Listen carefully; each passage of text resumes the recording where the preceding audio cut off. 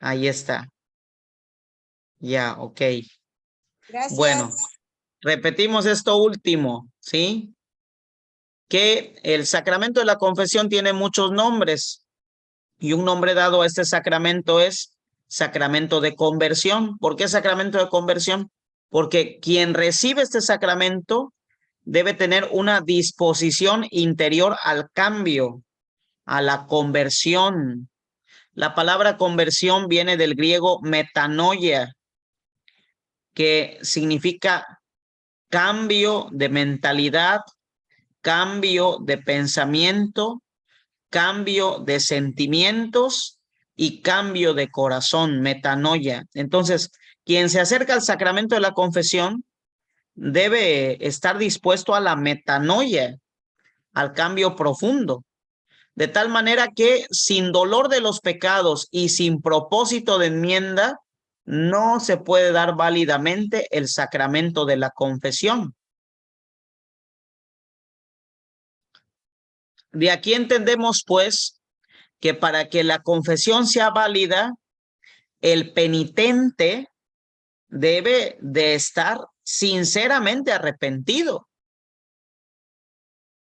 De hecho, es la pregunta que siempre hace el sacerdote antes de dar la absolución. ¿Estás arrepentido de tus pecados? Y el penitente de todo corazón debe decir que sí, de corazón.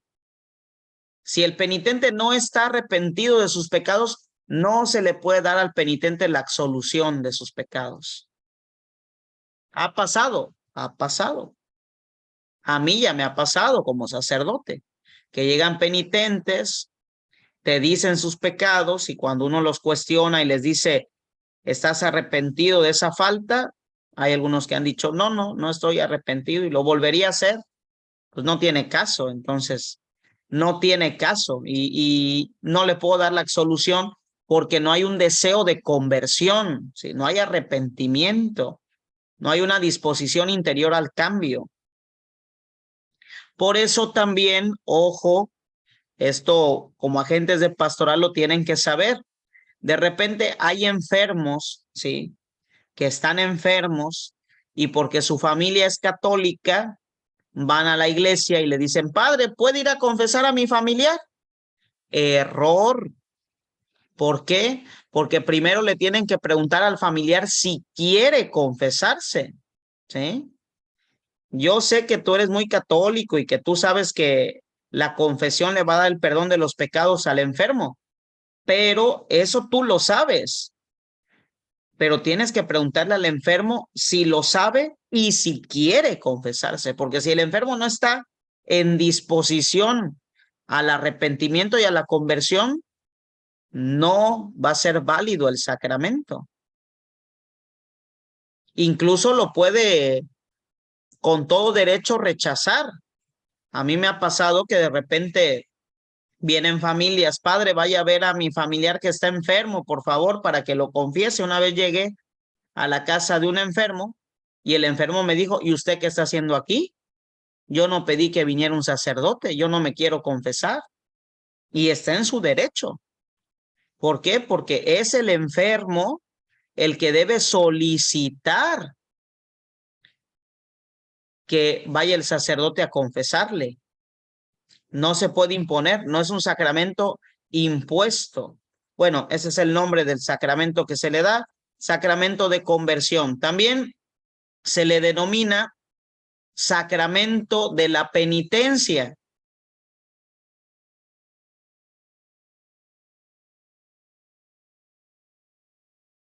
¿Por qué sacramento de la penitencia?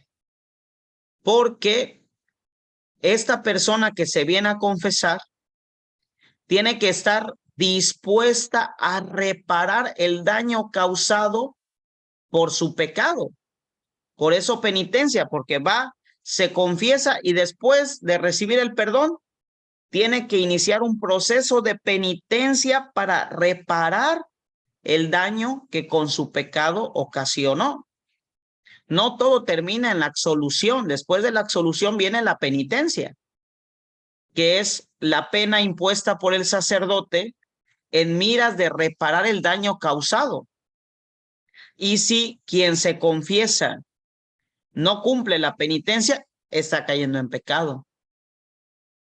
Y no está terminando el proceso de la reconciliación. Parte de la confesión es cumplir la penitencia. Y la penitencia siempre va a ir en miras a resarcir el daño provocado. Por eso muchos confesores en la actualidad, pues, en lugar de mandar a los penitentes a rezar un Padre Nuestro y un Ave María, pues buscamos que las penitencias sean eso, sean un resarcir el daño provocado por el pecado, una reparación del daño. La penitencia tiene que ser una reparación del daño. Y por eso este sacramento también se conoce como sacramento de la penitencia, porque quien se confiesa debe de hacer un compromiso de reparar el daño. ¿Vamos bien? Sacramento de conversión, porque quien se confiesa debe estar dispuesto a cambiar de vida. Sacramento de penitencia, porque quien se confiesa debe hacer un compromiso de reparar el daño causado. No todo termina en la absolución. Después de la absolución, se tiene que cumplir con la penitencia, que va en mira siempre de resarcir el daño causado. También popularmente se conoce este sacramento como sacramento de la confesión. ¿Por qué se conoce como sacramento de la confesión? Por el acto de confesar explícitamente con la boca los pecados cometidos. La palabra confesión significa declaración o manifestación. Y se llama confesión porque quien llega al sacerdote llega arrepentido y manifiesta, expresa, declara sin ninguna reserva todos los pecados cometidos. ¿Sí? Confesión es eso, el acto de declarar, de confesar lo que he hecho, de manifestar al sacerdote las faltas que he cometido.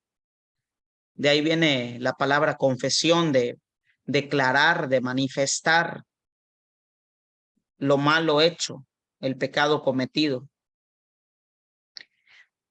Antes, en la época medieval, las confesiones eran públicas.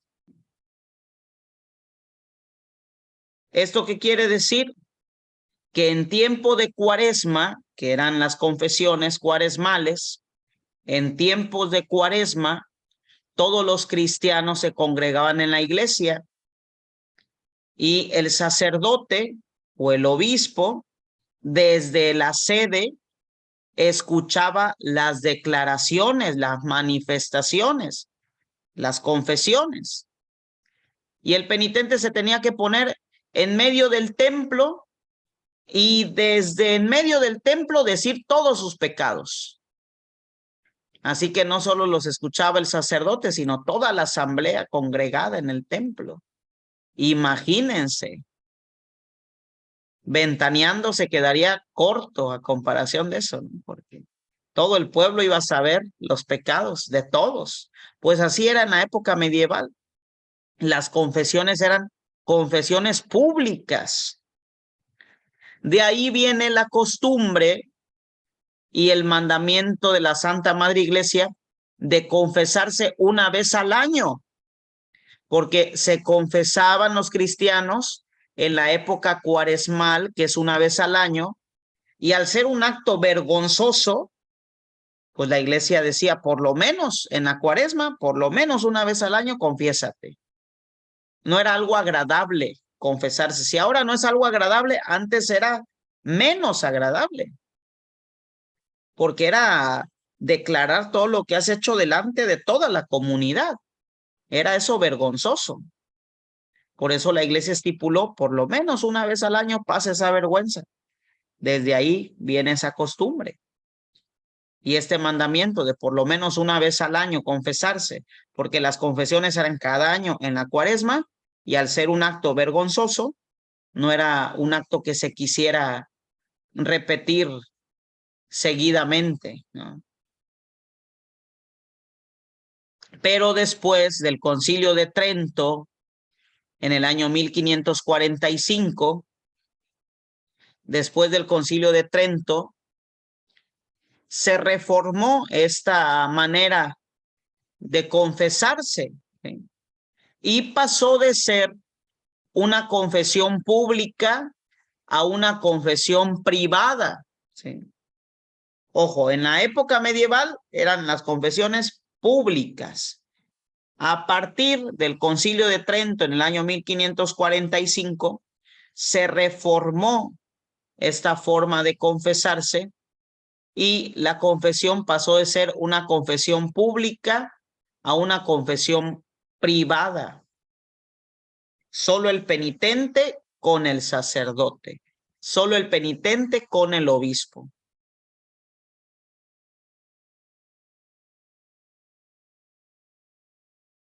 Y es la legislación que actualmente tenemos. Las confesiones son privadas. Pero aunque son privadas, tienen que ser confesiones íntegras.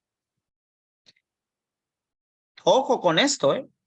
Aunque la confesión sea privada, tiene que ser íntegra. ¿A qué se refiere la iglesia con que las confesiones tienen que ser íntegras? Que quien se confiesa no puede guardarse ningún pecado. Pecado que se guarda, pecado que no es perdonado, ¿sí? Hay gente que tiene la costumbre de ir a confesarse y dice, yo me confieso de esto y de esto y de esto y de esto y de todos los pecados que no me acuerde. Eso no es válido, porque se perdonan los pecados que se confiesan. Los pecados que no se confiesan no se perdonan. Incluso si tú libre y voluntariamente te guardas un pecado por pena y dices, como quiera, se me va a perdonar. No, no se te va a perdonar. No se te va a perdonar. Necesitas confesar íntegramente para que tus pecados te queden perdonados. Solo los pecados confesados son los pecados que se perdonan.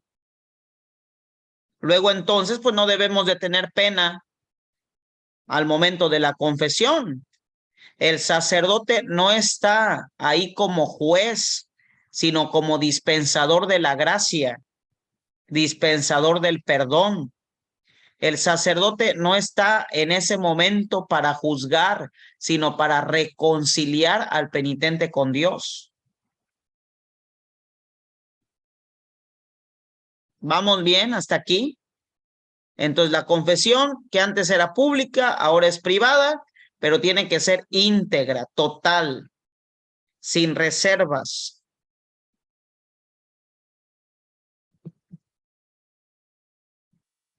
Otro nombre que se le da al sacramento es sacramento del perdón. Y bueno, eso no tiene mayor explicación.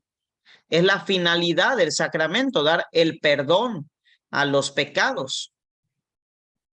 Y también se conoce como sacramento de la reconciliación. Aquí una cita, 2 capítulo 5, versículo 20. Cuando San Pablo le dice a la comunidad de Corinto, déjense reconciliar con Dios. El sacramento de la reconciliación, porque esto que estaba quebrado por el pecado, se reconcilia, se vuelve a unir. Eso significa la palabra reconciliación. Es volver a unir lo que estaba quebrado. De aquí un comentario. No es lo mismo perdón que reconciliación, son cosas distintas. ¿Sí? Perdón es renunciar al odio, al rencor, al resentimiento, a los deseos de venganza. Y la reconciliación es unir aquello que se ha roto, que estaba separado, volverlo a unir. Entonces, sacramento de la reconciliación, ¿por qué? Porque cuando pecamos nos separamos de Dios, nos alejamos de Dios, se rompe la amistad con Dios. Y el sacramento de la reconciliación, ¿qué hace? Hace que esta amistad vuelva a darse, que esto que se ha roto por el pecado vuelva a unirse. que el puente de la gracia que se ha destruido por el pecado vuelva a restaurarse, ¿sí? Por eso sacramento de reconciliación, porque une lo que estaba ya roto por el pecado. ¿Sí, Mónica? ¿Me repite de favor la cita bíblica? Segunda de Corintios capítulo 5, versículo 20. Cuando San Pablo le dice a la comunidad de Corinto, déjense reconciliar con Dios.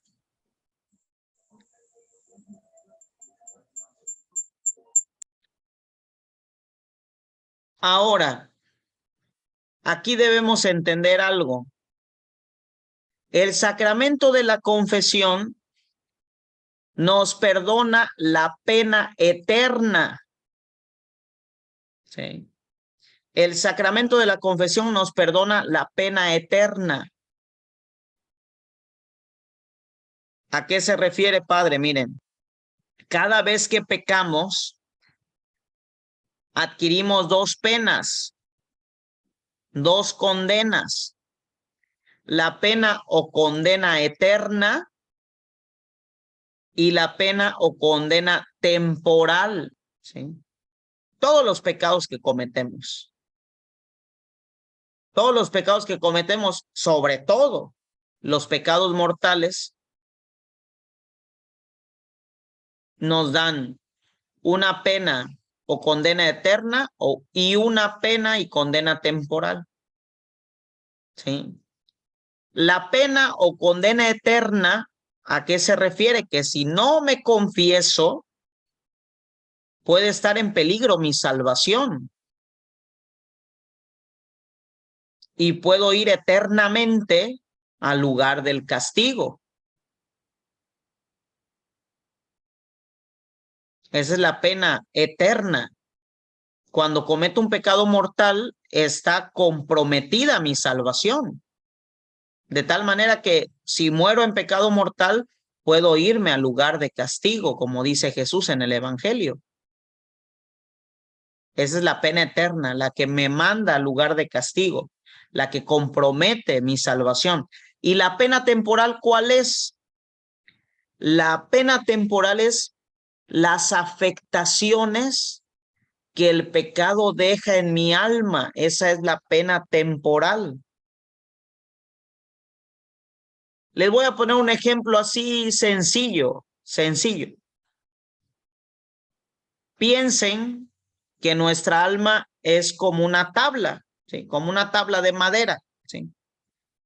Y el pecado es como un clavo, ¿sí? Cuando nosotros pecamos, hagan de cuenta que le metemos un clavo a la tabla. Cuando nosotros nos confesamos, ¿qué hace la confesión?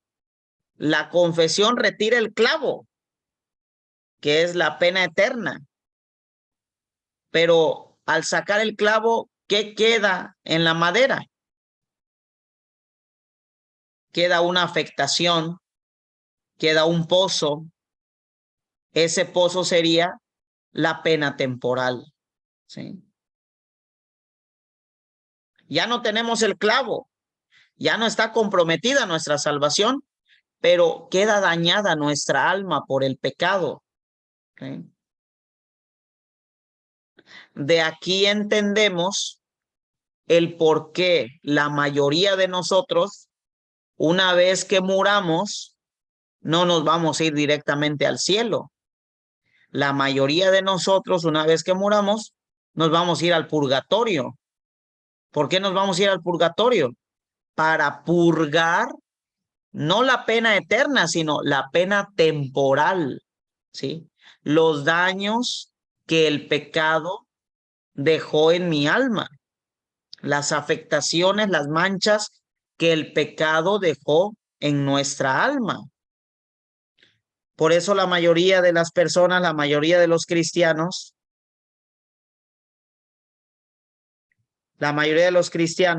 pues nos vamos a ir al purgatorio para poder limpiar nuestra alma de la pena temporal, de las afectaciones que el pecado dejó en nuestra vida. Por eso la iglesia unido a la confesión, hay otra herramienta que la iglesia propone a los cristianos: las indulgencias plenarias, ¿sí? Unido a la confesión. Las indulgencias plenarias que solamente el Papa puede conceder con su autoridad petrina, apostólica. Las indulgencias plenarias lo que buscan es limpiarnos de la pena temporal, ¿sí? Es por eso que siempre que hay una indulgencia plenaria, siempre, primero, antes de recibir la indulgencia plenaria, tenemos que confesarnos para quitar primero la pena eterna y después, con la indulgencia plenaria, quitar la pena temporal, ¿sí? Entonces, una persona que se confiesa, inmediatamente después de confesarse, recibe una indulgencia plenaria, pues está limpia de la pena eterna y de la pena temporal. Por eso me decía de broma una viejita cuando estaba el año de la fe, la puerta santa, que uno pasaba y el Papa concedía indulgencia plenaria, decía: ojalá que después de la confesión y de pasar de la puerta santa me dio un infarto para irme directo al cielo. Así la reflexión de la señora. Pues sí, en parte tenía razón, porque una indulgencia plenaria nos quita todo el daño provocado por el pecado. Aquí hay dos preguntas que me hacen. Dice: ¿cuánto tiempo puede pasar un alma en el purgatorio? No son matemáticas, ¿sí? No son matemáticas. Depende de cada persona, depende de cada pecado, depende de qué tanto daño haya tenido esa persona en su alma, depende de muchas cosas, también depende de la oración que se haga por esa persona, depende de muchas cosas, ¿sí? Los tiempos del hombre no son igual a los tiempos de Dios, ¿sí? No podríamos contestar esta pregunta porque simplemente es algo que se desconoce. Nadie ha estado en el purgatorio y ha regresado para decirnos cuánto tiempo, ¿no? Eso no se sabe. Y también, miren, no solo podemos limpiar nuestra alma de la pena temporal con las indulgencias plenarias, sino también haciendo obras de caridad, ¿sí? Podemos limpiar nuestra alma de la pena temporal. Haciendo oración también podemos limpiar nuestra alma de la pena temporal. Comulgando, recibiendo la Eucaristía, también de esa manera podemos limpiar nuestra alma de la pena temporal. Haciendo sacrificios, ayunos, de esa manera podemos también limpiar nuestra alma de la pena temporal. Y también fíjense, por medio de la enfermedad. La enfermedad es un medio eficaz para limpiarnos de la pena temporal. La enfermedad vivida desde la fe, porque hay gente que se enferma y en lugar de asumir su enfermedad desde la fe, pues reniega, se queja, maldice. Una enfermedad vivida desde la fe puede incluso hacernos llegar a la santidad. Hay muchas personas que ofrecen su enfermedad como un medio de santificación y viven su enfermedad con fe, y esas personas, muchas de ellas han llegado a la santidad, porque la enfermedad es un medio de santificación. ¿Vamos bien aquí? ¿Se entiende esto? Cada vez que pecamos recibimos una pena eterna, una pena temporal. La confesión nos libra de la pena eterna, pero queda la pena temporal que podemos limpiar con las indulgencias plenarias, con las obras de caridad, con la oración, con la Eucaristía, con la enfermedad. Y si no es suficiente con esto, después de la muerte en el purgatorio, purgaremos todas las penas temporales, ¿sí? Así que no hay que pecar mucho para no estar tanto tiempo en el purgatorio. Entre menos pequemos, mejor, ¿sí? Ok, bueno. Ahora, fundamentos bíblicos sobre el sacramento de la confesión. Fundamentos bíblicos sobre el sacramento de la confesión. Miren, la teología del Antiguo Testamento es clara. La teología del Antiguo Testamento nos dice que la confesión y sobre todo, más bien, el perdón de los pecados es algo solamente reservado a Dios. Solamente Dios perdona los pecados. ¿Dónde encontramos esto? El Evangelio de Marcos, capítulo 2, versículo 7. Marcos, capítulo 2, versículo 7. Solamente Dios perdona los pecados. Esta era la concepción del judaísmo en el Antiguo Testamento y en tiempos de Jesús, que solo Dios perdona los pecados. Y tienen razón, solo Dios perdona los pecados. Por eso Jesús mismo en el Evangelio de Marcos, capítulo 2, versículo 10, Marcos 2:10, Jesús mismo dice que el Hijo del Hombre tiene poder de perdonar los pecados en la tierra. Es verdad, solo Dios puede perdonar los pecados. Y como Jesús es Dios, también Él puede perdonar los pecados en la tierra. Tanto es así que en el Evangelio de Marcos, capítulo 2, versículo 5, Marcos 2:5, y el Evangelio de Lucas, capítulo 7, versículo 48, Jesús dice a los enfermos, tus pecados están perdonados.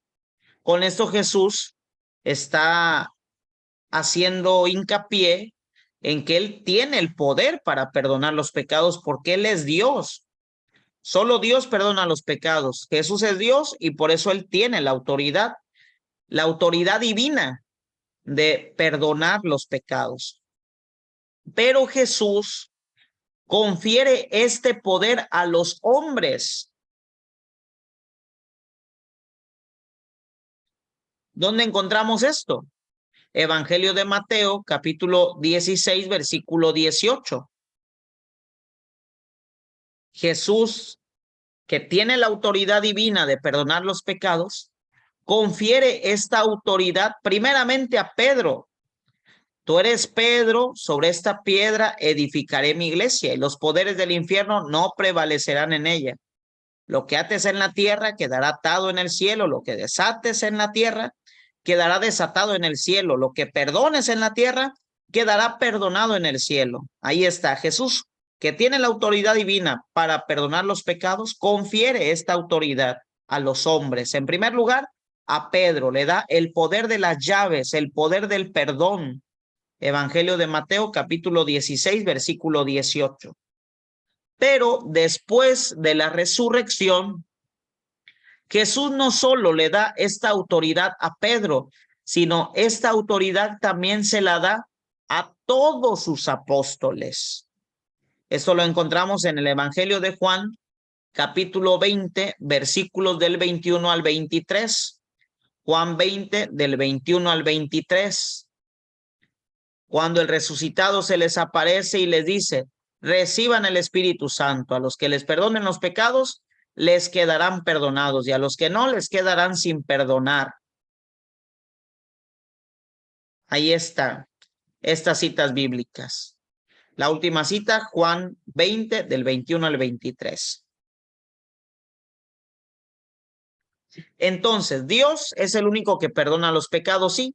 Jesús es Dios y por eso Él perdona los pecados y Él voluntariamente delega, confiere esta autoridad a Pedro y después de la resurrección a todos sus apóstoles. ¿Por qué los sacerdotes perdonamos los pecados en nombre de Cristo? Porque nosotros los sacerdotes, por medio de la ordenación sacerdotal, recibimos lo que llama la teología sucesión apostólica. Esto también es pregunta de examen. Cuando el sacerdote se ordena, cuando al sacerdote, el apóstol, que es el obispo es sucesor de los apóstoles, el apóstol, que es el obispo, impone las manos en la cabeza del sacerdote, con este gesto, el obispo le está dando al sacerdote la sucesión apostólica. ¿Esto qué quiere decir? Que la autoridad que recibieron los apóstoles por medio de la imposición de las manos también la recibe el sacerdote. Y es el obispo, como sucesor de los apóstoles, que delega esa autoridad al sacerdote. De tal manera que todo sacerdote puede confesar debido al sacramento que ha recibido, que lo ha convertido en sucesor de los apóstoles. Y la misma autoridad que recibieron los apóstoles, la recibe también el sacerdote. Aunque también aquí tenemos que remarcar lo que ya sabemos todos, que quien perdona los pecados es Jesús. Nosotros los sacerdotes solamente somos dispensadores de esa gracia, pero quien perdona los pecados es Cristo. Se sigue entendiendo este sacramento de perdón como lo entendían en tiempos de Jesús. Quien perdona es Dios. Los sacerdotes solamente somos dispensadores de esa gracia, pero el perdón viene de Dios. Por eso no entra, no cabe este comentario de mucha gente que dice: yo no me confieso con el sacerdote porque el sacerdote es más pecador que yo. Pues no, no cabe, porque quien te está dando el perdón no es el sacerdote, quien te está dando el perdón es Cristo.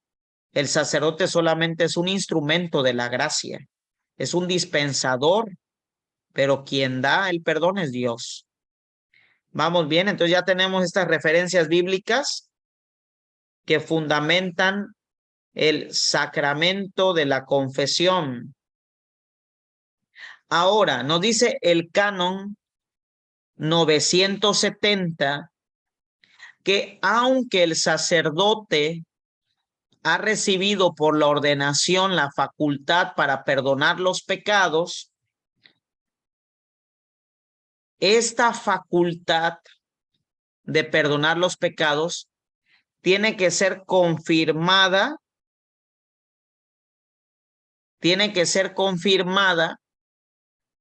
por un examen llamado examen ad audiendas confessionis. Ad audiendas confessionis. Aunque el sacerdote recibe la facultad de perdonar los pecados por la ordenación, que es una potestad de orden, tiene que verse confirmada esta potestad por medio de un examen que se llama audiendas confessionis. Todos los que nos vamos a ordenar, todos, tenemos que pasar este examen. Si no pasamos este examen, no nos permiten confesar. Aunque ya seamos sacerdotes, si no pasamos el examen, no nos permiten confesar hasta que pasemos el examen. ¿Y en qué consiste el examen? No consiste en saber qué penitencia dar, ni saberse bien el rezo del yo pecador, no. Consiste en una evaluación respecto a la moral cristiana, ¿sí? Se nos pregunta acerca de la moral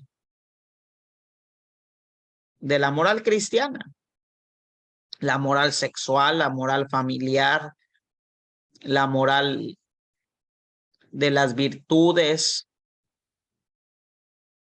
¿Para qué? Para asegurarse que el confesor tenga en claro lo que infringe a la moral y lo que no infringe a la moral. Para que no en todo veamos pecado y no en todo también veamos que todo se puede, ¿no? Que tengamos un conocimiento claro de la moral cristiana para poder orientar a las personas que llegan a confesarse con nosotros. Porque de repente hay personas que llegan a confesarse por algo que no es pecado. Y si uno conoce la moral cristiana, puede asesorar, puede dirigir espiritualmente a ese penitente. Entonces, el examen es de eso. Entonces, tenemos que recibir la ordenación para poder confesar, pero también pasar un examen. ¿Hay sacerdotes que no han pasado el examen? Sí, hay sacerdotes que no han pasado el examen. Y cuando el sacerdote no pasa el examen, muchos obispos mandan a esos sacerdotes a confesar niños, ¿sí? Para que vayan practicando, para que vayan ejerciendo el ministerio, se vayan acoplando y ya después, pues poder confesar adultos. ¿Por qué niños? Pues los niños, ¿qué pecados pueden tener? Entonces, un grado de dificultad menor. Los adultos, ay, Dios mío, a veces uno termina con dolor de cabeza. Confesar es de los ministerios más difíciles de un sacerdote, más difíciles y más desgastantes. No es un desgaste físico, sino emocional, mental, ¿sí? Y más si me toca confesar a uno de estos cursos que estamos dando, más si se confiesa uno del curso de teología de los sacramentos, más. Con migraña termina uno. No se crean. ¿Hasta aquí todo bien? Entonces, Sí, todo padre. sacerdote, según el canon 973, todo sacerdote para confesar debe recibir del obispo las licencias ministeriales, según el canon 973. O sea, es algo tan delicado la confesión. Es un sacramento tan delicado. ¿Por qué es un sacramento delicado? Porque la persona que llega a ti te confía lo más sagrado que tiene, lo más sagrado que tiene, que es su conciencia. La confesión es trabajar con conciencias, ¿sí? Por eso es algo muy delicado y por eso el sacerdote tiene que estar muy bien preparado para poder orientar al penitente. Y por eso, para que un sacerdote pueda confesar válidamente, lícitamente, tiene que recibir la licencia ministerial, según el canon 973.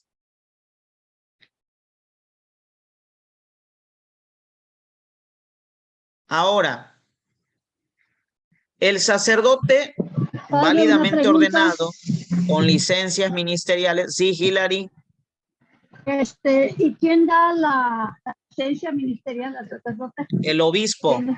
el obispo, el obispo. El Sí, obispo. gracias. Gracias. Sí, el obispo da las licencias ministeriales, siempre y cuando pues pase el examen el sacerdote ad audiendas confessionis, ¿sí? Ahora, un sacerdote que ha sido ordenado válidamente, que pasó su examen, que recibió las licencias ministeriales de parte del obispo, no puede perdonar todos los pecados, ¿sí? Hay pecados que solamente están reservados al obispo, los pecados reservados. No todos los pecados los puede perdonar un sacerdote. Hay algunos que solamente el obispo o la Santa Sede puede perdonar. Por ejemplo, hace varios años, bueno, algunos años, no tiene ni mucho, hace algunos años, no cualquier sacerdote podía perdonar el pecado del aborto, ¿sí? Solamente lo podía perdonar el obispo o aquel sacerdote que delegara el obispo para esta función, ¿sí? Pero no cualquier sacerdote podía perdonar este pecado. Incluso, bueno, no sé si llegaron a oír ustedes esto, ¿sí? Que incluso si una mujer iba ante un sacerdote y quería que se le perdonaran sus pecados de aborto, el sacerdote le tenía que decir, yo no puedo, no estoy facultado para perdonarte ese pecado. Tienes que ir con el obispo o tienes que ir con este sacerdote que está en catedral que el obispo delegó para esta función. Pero el Papa Francisco, en el año de la misericordia, dio la potestad a todos los sacerdotes de poder perdonar el pecado de aborto a las mujeres que han abortado. ¿Cuándo otorgó este permiso, esta facultad El Papa Francisco en el año de la misericordia. Pregunta de examen también. ¿Qué papa y en qué momento se facultó a los sacerdotes para perdonar el pecado de aborto? El Papa Francisco en el año de la misericordia. Antes no podía el sacerdote perdonar ese pecado. A partir del año de la misericordia, ya el sacerdote puede perdonar el pecado de aborto. Ahora, aunque el sacerdote puede perdonar el pecado de aborto, ¿sí? Hay pecados que no puede perdonar el sacerdote, ¿sí? Hay pecados que tienen que ser remitidos al obispo.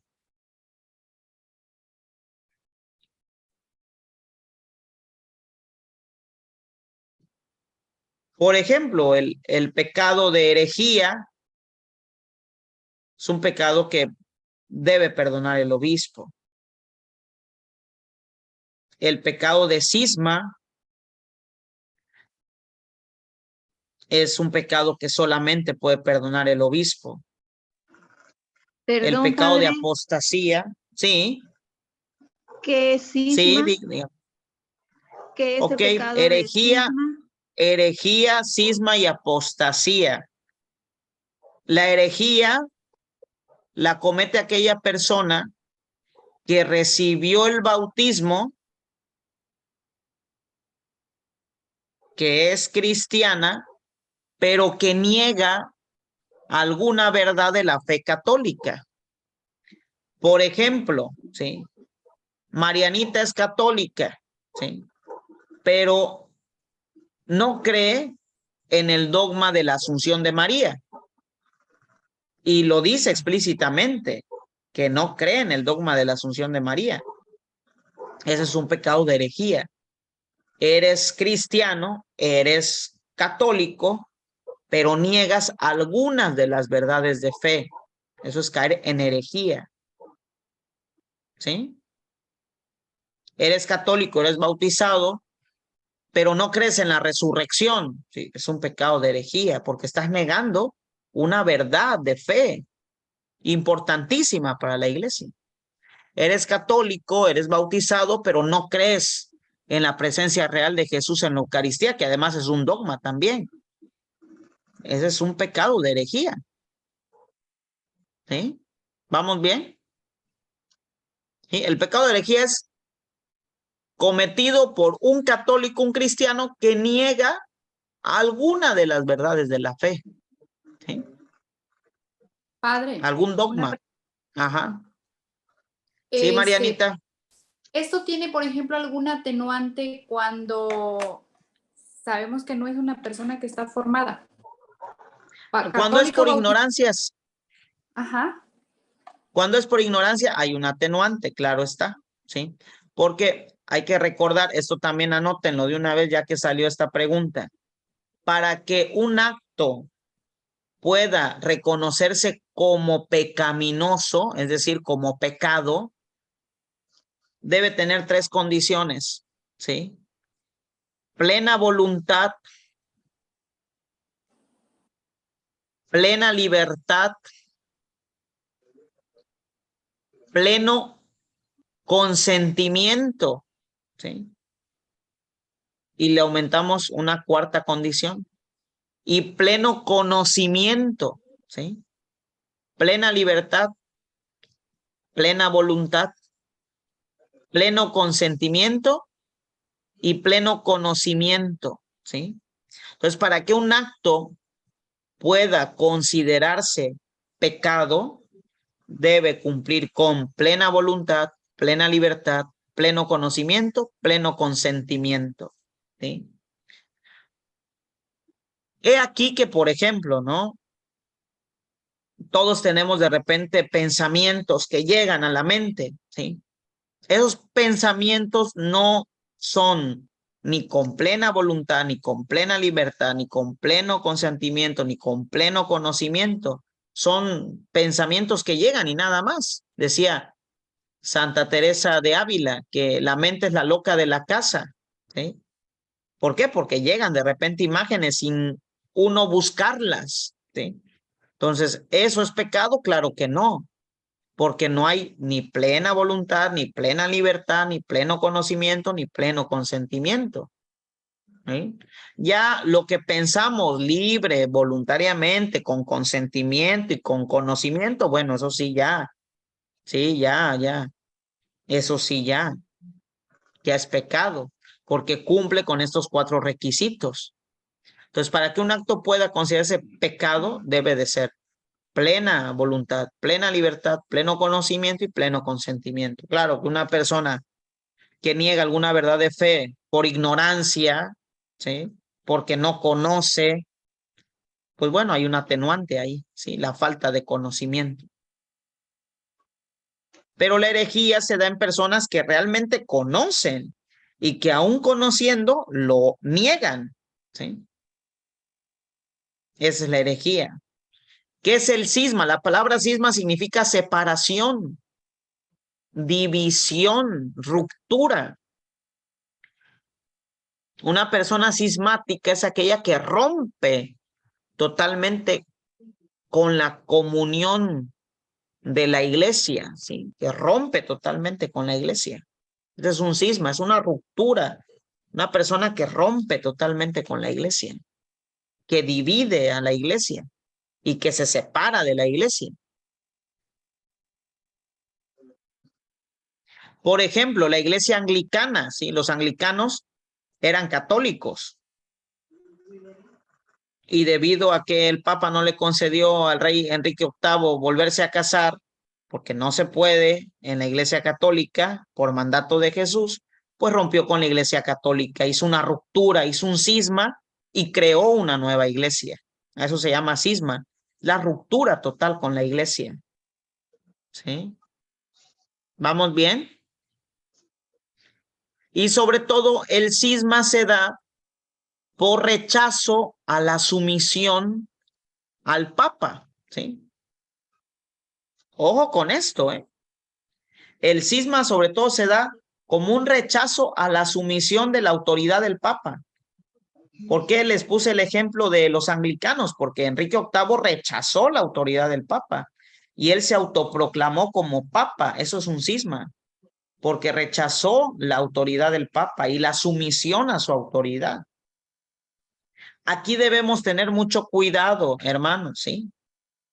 Porque de repente en las redes sociales nos encontramos con muchas personas, predicadores, que hablan muy bonito, que estudiaron teología, que tienen doctorados, que tienen posgrados, diplomados, maestrías de Biblia, pero que están en contra del Papa Francisco y que predican en contra del Papa Francisco. Y yo he visto católicos de misa de domingo que apoyan a esos predicadores, que hasta comparten sus predicaciones, hasta comentan y le ponen corazoncito, le ponen me encanta y enseñan en las parroquias con predicaciones de predicadores que hablan muy bonito, que hasta hacen llorar, pero que son cismáticos, ¿sí? ¿Por qué? Porque no están sujetos a la autoridad del Papa, incluso rechazan la sumisión a la autoridad del Papa. Cuidado con eso, ¿eh? Porque es un pecado reservado al obispo. Y dirán, bueno, pero yo no predico contra el Papa, pero apoyas a esos predicadores.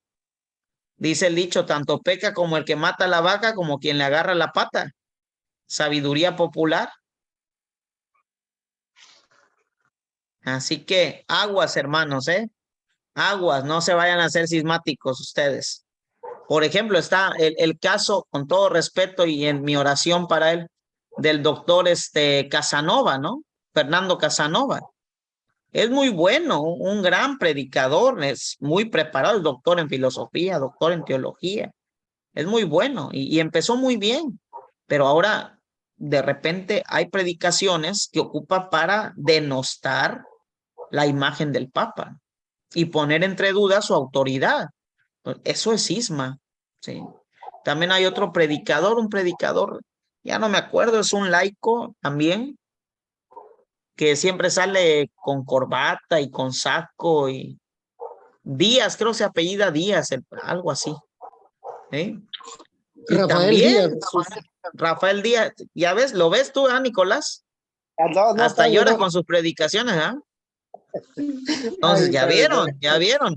Aquí les pongo un Sí, ejemplo, sí, Nicolás. sí, sí, Es hasta lo cierto, ponen su es broma, es historia. broma. Es broma. Cálmate, Hilary, no lo balcones. Pero mira, o sea, de que son buenos, ya, yo no estoy dudando de su moral, ¿sí? Sí, o sea, de que son buenos, son buenos, son buenos. Yo me imagino que sí son buenos cristianos. Yo me imagino que sí son gente preparada, por algo son predicadores, pero caen en el cisma cuando no reconocen o cuestionan la autoridad del Papa. ¿Sí? Decía San Ignacio de Antioquía, ¿sí? Quien está con el Papa está con la Iglesia. ¿Sí? Chequen eso. San Ignacio de Antioquía, padre de la Iglesia. Quien está con el Papa está con la Iglesia. San Ignacio de Antioquía, padre de la Iglesia. Así que la autoridad del Papa tiene que ser respetada si no se cae en un cisma, en una ruptura.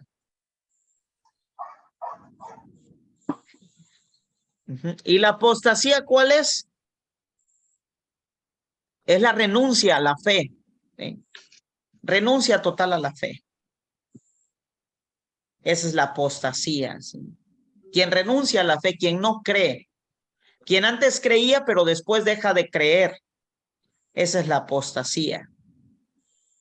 Quien ya no tiene fe, quien ha perdido la fe, quien ha renunciado a su fe. Aquí me pregunta una hermana, dice, padre, ¿el padre Adán Cotas es normal?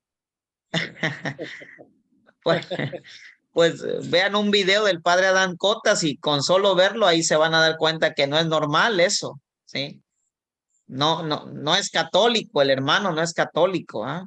O sea, vean un video del padre Adán Cotas y se van a dar cuenta que no es normal eso, no hay cosa normal ahí.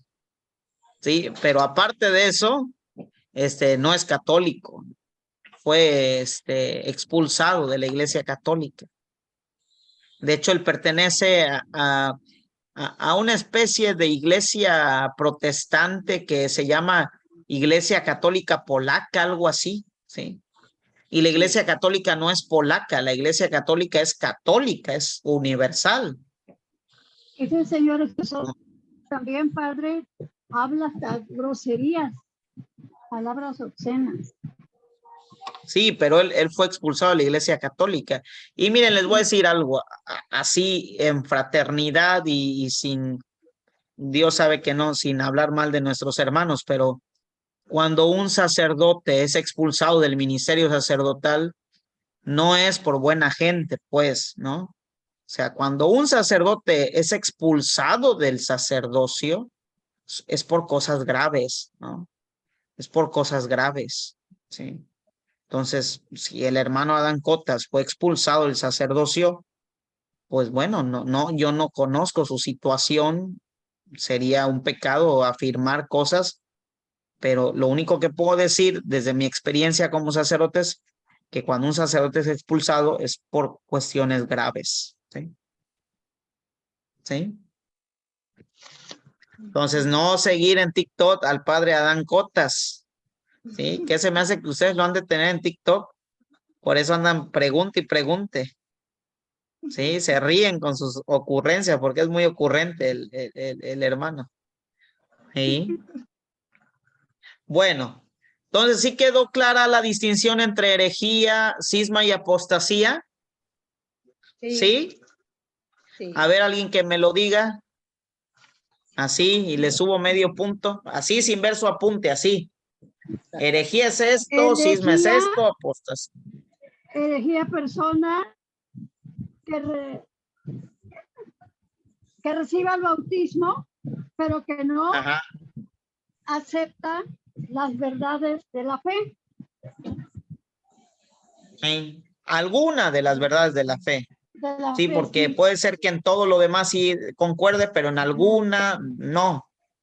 Sí, Y el muy bien, cisma herejía.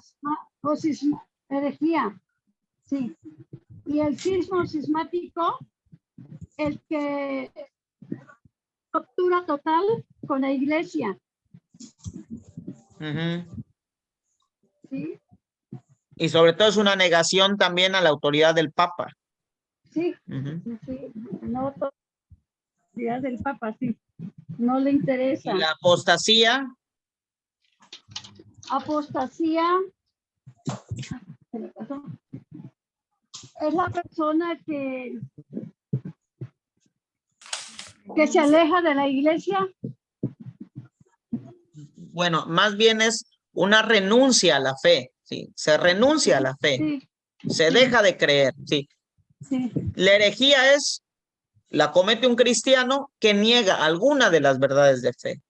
Está dentro de la iglesia y niega algunas verdades de fe. El cisma es una ruptura con la iglesia, sobre todo por no respetar la autoridad del Papa. ¿Sí? Y la apostasía es una renuncia a la fe, se deja de creer, pues. Sí, aquella persona que era bien católica y que de repente se hace atea, sí, es una apostasía. Bueno, hay otros pecados que son reservados al obispo. Por ejemplo, fingir ser sacerdote y celebrar misa, oír confesiones. Según el canon 1378, pues es un pecado que se reserva solamente al obispo y que incluso es motivo de excomunión, fingir ser sacerdote. Y no solo, fíjense, fingir ser sacerdote, sino a pesar de que sé que ese señor no es sacerdote, yo lo invito a celebrar una misa en mi casa, ¿sí? O yo lo invito a celebrar la boda de mis hijos, o lo invito a que me bautice al nieto, ¿sí? Y eso también es un pecado grave que se reserva solamente al obispo. Había un sacerdote falso aquí en Acapulco, en Tres Palos, en San Isidro el Gallinero, ¿sí? Creo que se llamaba Ángel, el señor creo ya murió. Era un falso sacerdote y que no solo se hacía pasar como sacerdote, sino se mandó a hacer su mitra. Y decía, si quieren sacerdote, son 10,000. Si quieren obispo, me pongo la mitra, son 20,000. Y hay gente que los pagaba, sobre todo los que ya estaban casados y querían volver a contraer matrimonio eclesiástico. Hay algunos que pagaban a Ángel Rentería por ir a casarlos.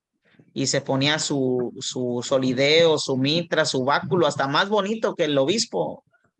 Más bonito, ¿sí? Bañado en oro. Es un pecado reservado. Fingir ser sacerdote.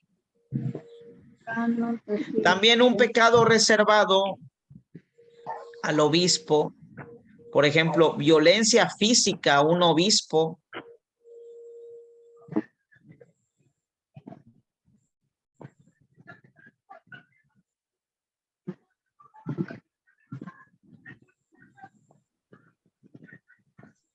Violencia física a un obispo, ¿sí? Que alguien agreda a un obispo.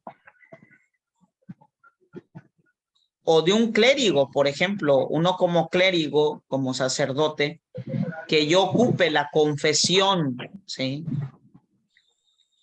Para solicitar cosas que atenten contra el sexto mandamiento, también es un pecado que solamente el obispo me puede perdonar.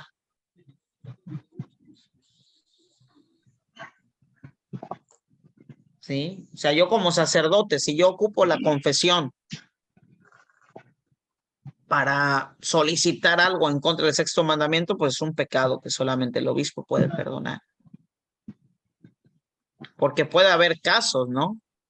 Tristemente, de que llegue un penitente al sacerdote, una señora, y diga, estoy sola, padre, me siento muy sola. Y le diga el padre, pues yo también estoy solo, hay que juntar nuestras soledades. Ese es un pecado de solicitación. Así se llama el pecado, pecado de solicitación. Así se llama, pecado de solicitación. Y ese pecado está reservado al obispo, solamente el obispo lo puede perdonar.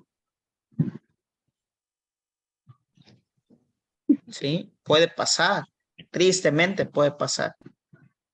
También que un clérigo,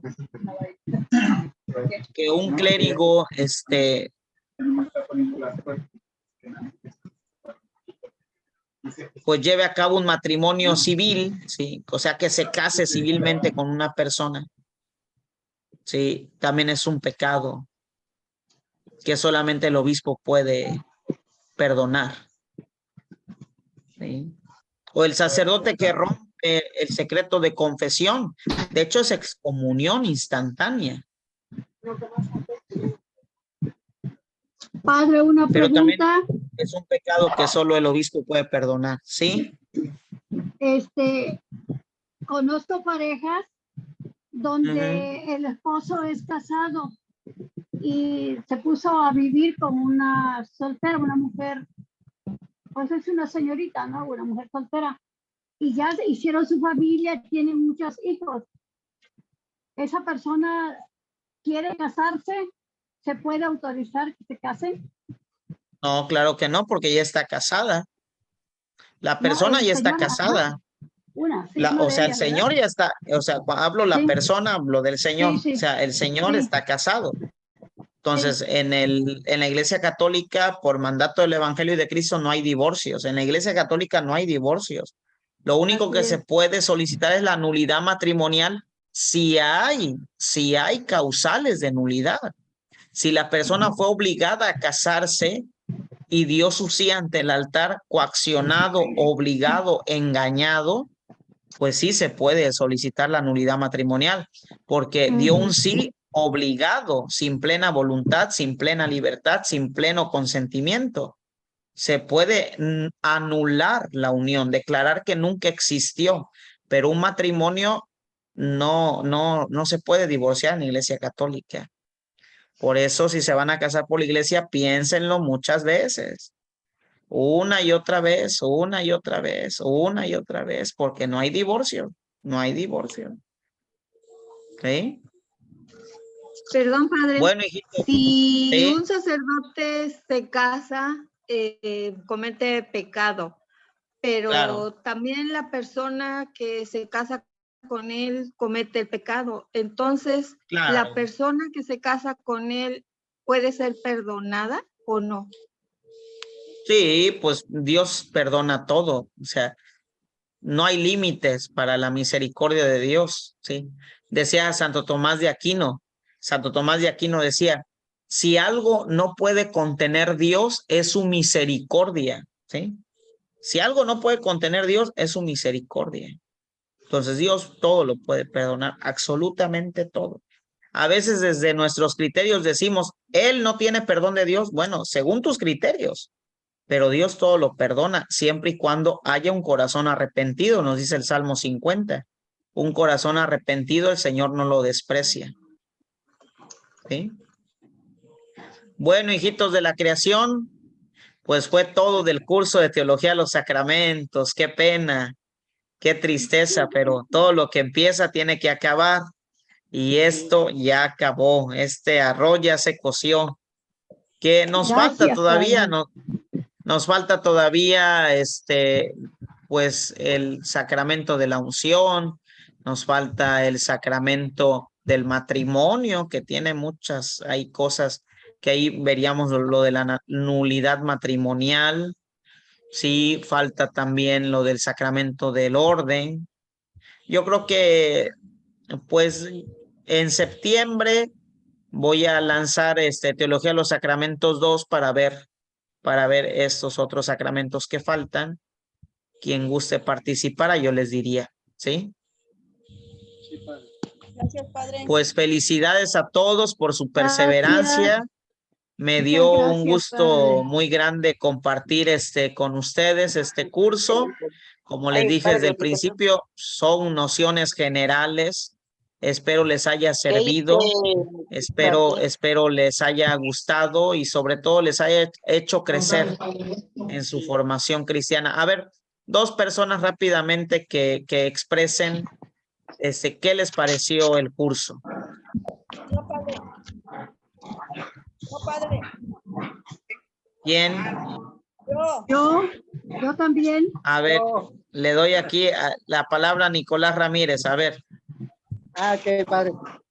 Muy hermoso el curso, padre. Muy emotivo. Nos ayuda mucho para seguir fortaleciéndonos en la fe. Gracias, padre. Dios nos siga Muy bendiciendo. bien. Gracias, Nicolás. A ver, Mónica. Yo, padre. Pues mire, padre, yo estoy muy contenta y feliz por conocer más todavía pues la fe católica y a profundidad, sobre todo porque yo recibí información de mi anterior vicario parroquial, el padre Francisco Iván Flores. Yo recibí información, pero está muy incompleta. Y en este momento todo mi cuaderno lo llené de puros apuntes con usted y mi padrecito hermoso es grande. Gracias, padre. Gracias. Ya, padre, A ver, sí. ¿quién más? Ya la Yo, última padre, y nos vamos. Yo, ¿Quién yo? Hilaria. Sí, Hilaria, a ver, pero prende tu cámara, estás muy en incógnita, a ver. Sí, tiene razón. Padre, me pareció muy significativo. Me pareció un alimento espiritual, algo de verdad que nos hacía falta. No podemos ser servidores como los ministros, nada más porque pues conocemos todo lo material. Los conocimientos espirituales, Padre, nos vienen a llenar satisfecha, maravillosa, y lamento no haber estado en otros cursos que usted ha impartido, pero de aquí en adelante, si usted me lo permite, ahí estaremos. Que Dios lo bendiga. Primero Padre. Dios, así será. Pues un gusto compartir con ustedes y ya pronto les estaré informando sobre la segunda parte del curso. Les doy la bendición a todos. El Señor esté con ustedes. La bendición de Dios Todopoderoso, Padre, Hijo y Espíritu Santo, descienda sobre ustedes y les acompañe siempre. Amén. Vayamos en paz. Dios les bendiga. Hasta luego. Gracias, Padre Marcos. Muchas gracias. Le mando un abrazo. Dios le bendiga. Gracias. Gracias. Feliz noche, orgullo del Rena. Buenas noches a todos. Mucho gusto.